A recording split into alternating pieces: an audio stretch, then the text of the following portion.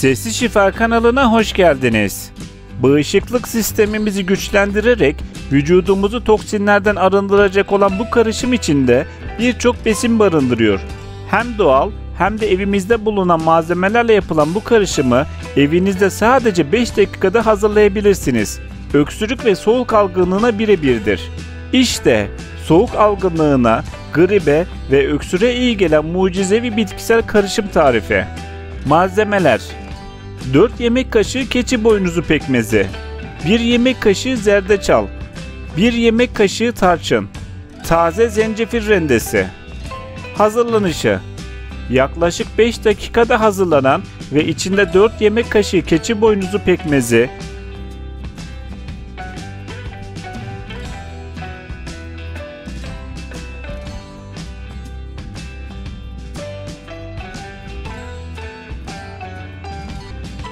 1 yemek kaşığı zerdeçal,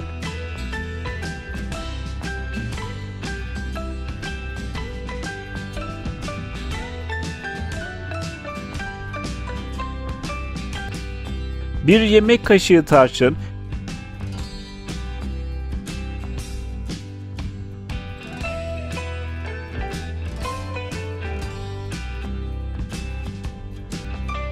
1 taze zencefil rendesi bulunan karışımı kıvamı koyu olana kadar karıştırın.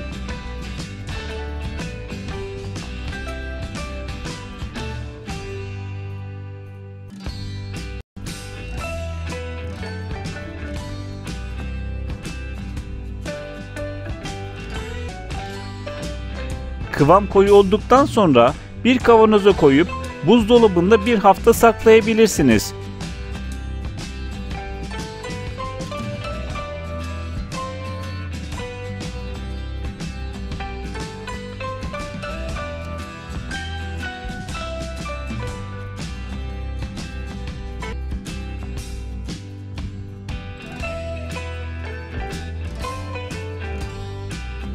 Günde ihtiyaca göre 1 ya da 2 tatlı kaşığı alabilirsiniz.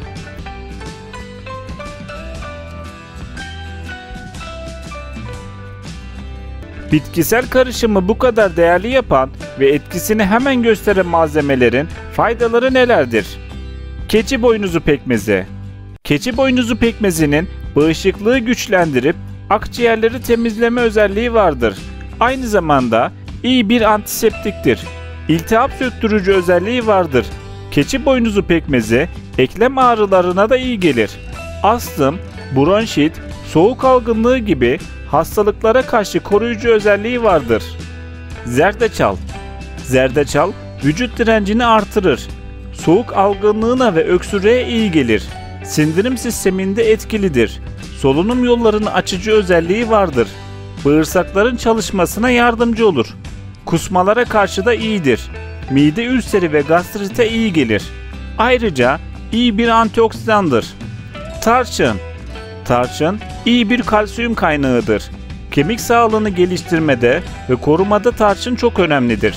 Bununla birlikte tarçın antioksidan özelliğinden dolayı virüs, bakteri, mantar gibi enfeksiyonlara karşı vücudu korur. Zencefil. Zencefil ise bağışıklık sistemini güçlendirir. Soğuk algınlığı, gribi ve öksürüğü keser.